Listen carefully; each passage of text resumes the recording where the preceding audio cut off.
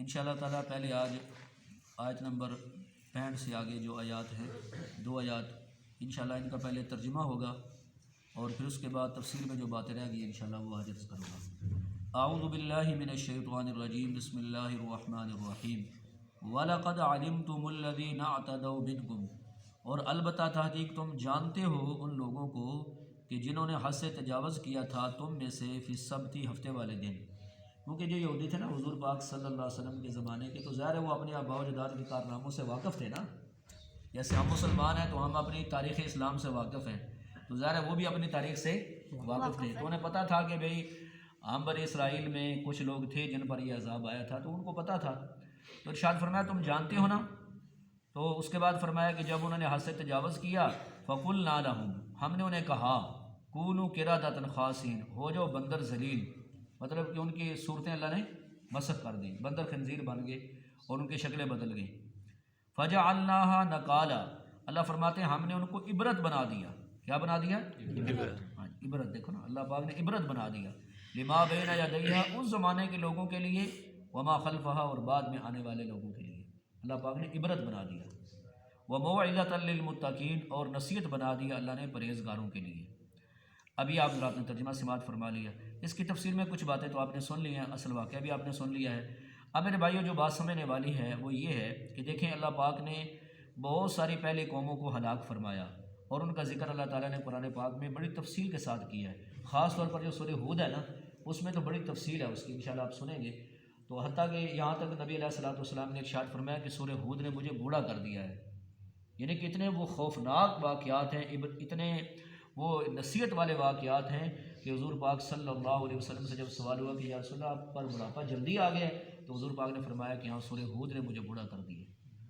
آپ صلی اللہ علیہ وسلم کو اپنی امت کے بارے میں یہ فکر تھی کہ ایسا نہ ہو کہ وہ قومیں جن گناہوں کی وجہ سے ہلاک ہوئی ہیں کہیں میری امت بھی ان گناہوں کے اندر مبتلا نہ ہو، اتنی فکر تھی آپ صلی اللہ علیہ وسلم کو۔ اسی وجہ سے حضور پاک نے اپنی امت کو بڑی نصیحتیں فرمائی اور آپ صلی اللہ علیہ وسلم نے اپنی امت کو بڑی وصیتیں فرمائی۔ تو میرے بھائیوں اور پھر اللہ نے ان کو عبرت بنایا۔ اب دیکھو نا سورہ یوسف میں بھی اللہ تعالیٰ نے اور بھی دیگر آیات میں اللہ پاک نے یہ فرمایا لَقَدْ كَانَ فِي قَصَصِهِمْ عِبْرَةٌ لِأُولِي الْأَلْبَابِ، کہ یہ جو واقعات بیان ہوئے ہیں نا قرآن پاک میں سابقہ قوموں کے، اس میں عقل والوں کے لیے بڑی نصیحت ہے، عبرت ہے۔ کن کے لیے؟ عقل کا معنی سوچنا، یعنی سوچنے والوں کے لیے۔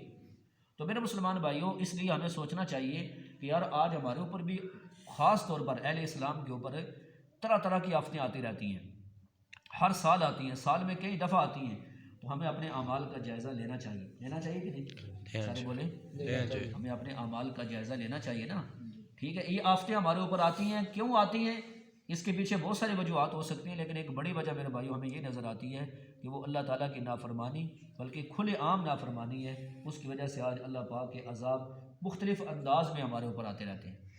تو دیکھو قرآن پاک میں قوم عاد کا واقعہ ہے، قوم سمود کا واقعہ ہے، نوح علیہ السلام کی قوم کا اللہ نے بڑی تفصیل سے واقعہ بیان فرمایا ہے، اور ابراہیم علیہ السلام کی قوم کا، قوم لوط کا اللہ نے واقعہ بیان فرمایا ہے، اور دیگر بہت سارے واقعات۔ تو میرے مسلمان بھائیوں یہ جو عذاب ان قوموں پر آئے اور اللہ نے قرآن میں بیان فرمائے، جیسے آپ نے یہ سنا کہ اللہ نے ان کی شکلیں بدل دی تھیں، یہ کیوں؟ اللہ نے خود بیان فرمایا نصیحت کے لیے۔ کس لیے؟ نصیحت۔ ہاں تو میرے مسلمان بھائیوں اس لیے ہم سب کو یہ بات سمجھنی چاہیے۔ تو اس لیے اس امت میں اگر ایسے گناہ ہوں جو پہلی قوموں میں پائے جاتے تھے تو خطرے کی گھنٹی ہے، جیسے مثال کے طور پر گانے بجانے ہیں جی، ناچنا اور گانے بجانے اور شراب لہو لعب اور یہ چیزیں، بلکہ ایک حدیث میں فرمایا کہ کچھ لوگ ہوں گے اس امت کے آخری زمانے میں جو رات کو شرابیں پئیں گے، ان کے سامنے گانے بجانے کے آلات بجائے جائیں گے اور عورتیں ان کے سامنے ناچ کریں گی، اور فرمایا جب صبح اور رات کو سو جائیں گے پھر آخر میں جب صبح کو اٹھیں گے تو کچھ کو اللہ زمین میں دنسا دیں گے، کچھ کو اللہ بندر بنا دیں گے، کچھ کو اللہ خنزیر بنا دیں گے، ان کی شکلیں اللہ بدل دیں گے۔ تو میرے مسلمان بھائیوں آج دیکھیں کہ آج پہلے تو ہم دیکھتے تھے سنتے تھے کہ امیر لوگ، بڑے طبقے کے لوگ وہ یہ کام کرتے ہیں، اب تو غریب جو ہوتے ہیں نا ان کی شادیاں بھی اس وقت تک وہ گویا شادی نہیں ہوتی کہ نعوذ باللہ جب تک اس کے اندر اللہ کی کھلے عام نافرمانی نہ کی جائے۔ ایسی بات ہے کہ نہیں؟ غریب ہی سمجھتا ہے کہ جب تک میں یہ کام نہیں کروں گا تو شادی نہیں ہوگی۔ تو میرے مسلمان بھائی اس لیے ان تمام گناہوں سے ہمیں بچنا چاہیے اور اپنے آپ کو بچانا چاہیے اور اپنے مسلمان بھائیوں کو بچانے کی فکر کرنی چاہیے۔ اب دیکھو ایک قرآن پاک میں ایک اور بھی واقعہ ہے، اللہ تعالیٰ فرماتے ہیں ایک ایسی قوم تھی، اس کا نام تھا قوم سبا، ان کو اللہ تعالیٰ نے اتنا صاف ستھرا شہر عطا فرمایا، یہ 22ویں پارے میں واقعہ ہے کہ اس کے اندر نہ کوئی سانپ، نہ کوئی بچھو، نہ کوئی مکھی، نہ مچھر، بلکہ باہر سے اگر کوئی بندہ اس بستی میں آتا اور اس کے سر میں جوئے ہوتے تو وہ مر جاتے. اور اللہ پاک نے انہیں کھانے پینے کے لیے وافر مقدار میں 2 باغ بڑے عطا فرمائے، اور ان باغوں کو سیراب کرنے کے لیے خدا تعالیٰ نے ان کو یہ ذہن دیا، انہوں نے ڈیم بنا لیے، پیچھے سے پانی آتا وہ ڈیم بنا لیا، اس میں جمع ہو جاتا پانی، پھر اس کے بعد اپنے ضرورت کے مطابق دونوں باغوں کو سیراب کرتے. اور لکھا مفسرین نے کہ اتنا زیادہ پھل ہوتا تھا اس باغ میں کہ اگر ایک آدمی اپنے سر پر خالی ٹوکرا لے کر اس باغ کے ایک کنارے سے دوسرے میں چلتا نا تو اوپر سے پھل اتنے گرتے تھے وہ ٹوکرا بھر جاتا تھا. آج ہم تو کہتے ہیں نا ٹھیک ہے حکومت نے یہ کیا، اپوزیشن نے یہ کیا، فلاں نے کیا، لیکن ہم یہ نہیں کہتے میں کیا کر رہا ہوں، میرے اعمال کیسے ہیں. اگر آپ اللہ تعالیٰ کی طرف سے عذاب آ رہا ہے مہنگائی کا یا دوسری چیزوں کا تو ہمیں اپنے اعمال کی طرف بھی دیکھنا چاہیے کہ نہیں ہے جی.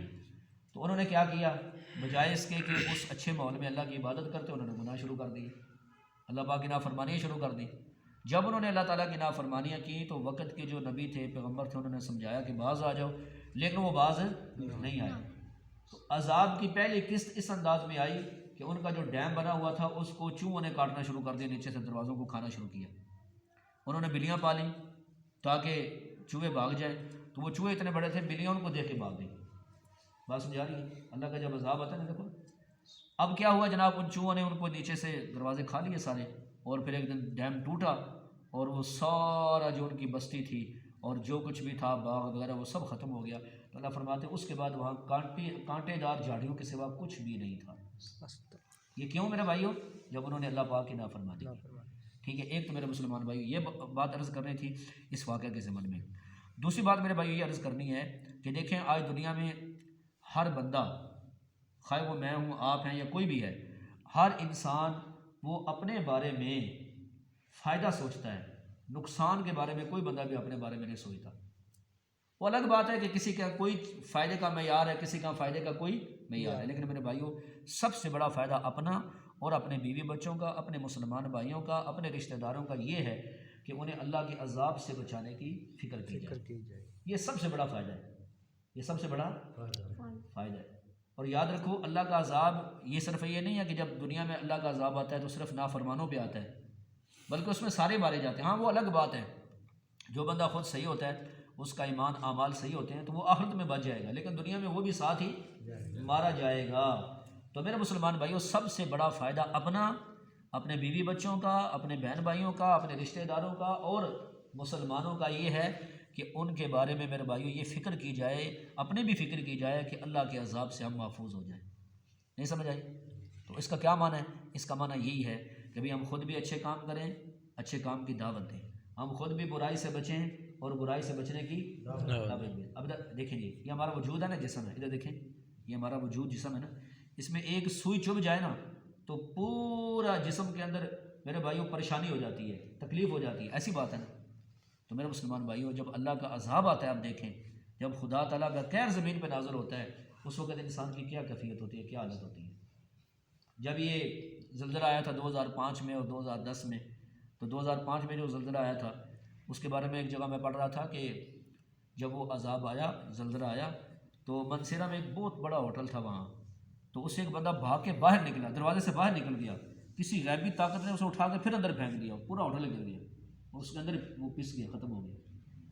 تو میرے بھائیو یہ کوئی ایسی بات نہیں. آج کل لوگ ایک ذہن بن گیا ہے جی یہ تبلیغی جماعت والے ویلے ہیں، یہ فارغ ہیں، یہ قاری مولوی پاگل ہیں، یہ باتیں کرتے ہیں، جمعے پڑھاتے ہیں، درس دیتے ہیں. اور اللہ کے بندو یہ سب سے بڑا فائدہ ہے. کیوں جی؟ یہ سب سے حدیث میں آتا ہے نا خیر الناس من ینفع الناس، لوگوں میں بہترین وہ ہے جو لوگوں کو فائدہ دے. اب دیکھو نا آپ یہاں سے نکلے نماز پڑھ کے، دن کا وقت ہے جی، زور کی نماز پڑھ کے عصر کی، آپ کی موٹر سائیکل کی اگلی لائٹ جل رہی ہے، ہر بندہ کہے گا بھائی صاحب بند کر لیں، اور پھر اس کو خوشی محسوس ہوگی میں نے اچھا کام کیا. ایسی بات ہے نا. اور اگر آپ کوٹلہ سے اور کسی جگہ سے اپنے پیچھے موٹر سائیکل کے گندم کی بوری یا چاول کی یا کسی اور چیز کے رکھ کے آٹے کے لے کے آ رہے ہیں، اس میں سوراخ ہو جاتا ہے، گرتا ہے، تو ہر بندہ کہتا ہے کہ نہیں، اور پھر دل میں خوشی ہوتی ہے یار کہ میں نے اچھا کام کیا.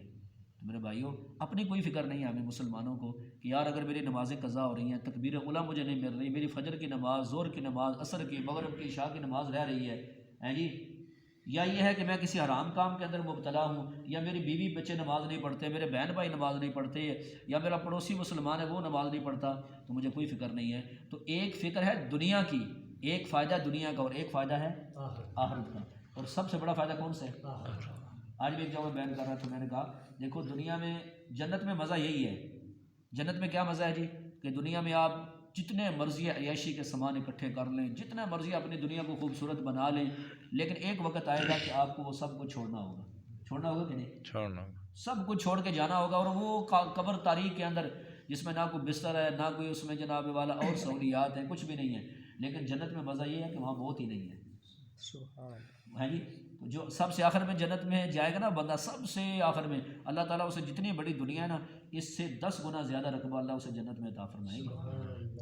تو موج ہے کہ نہیں بتاؤ جنت میں؟ ہے تو پھر یہ کام کرنا ہے کہ کوئی نہیں کرنا، یا انتظار کریے جماعت آوے دے تاں سے کام کریں گے سارے بولو کرنا یہ کام میرے بھائیوں کرنے کا ہے، مسلمان اپنی بھی فکر کرنی ہے اور دوسروں کی بھی فکر کرنی ہے، اپنے آپ کو بھی اللہ تعالیٰ کے عذاب سے بچانے کی فکر، اور اپنے اہل و عیال کو اور ہر مسلمان کو عذاب سے بچانے کی فکر، اور اس کا کام میرے بھائیوں یہی ہے جو میں نے آپ حضرات کے سامنے عرض کر دیا ہے۔ اللہ تعالیٰ مجھے اور آپ سب حضرات کو اللہ تعالیٰ عمل کی توفیق عطا فرمائے۔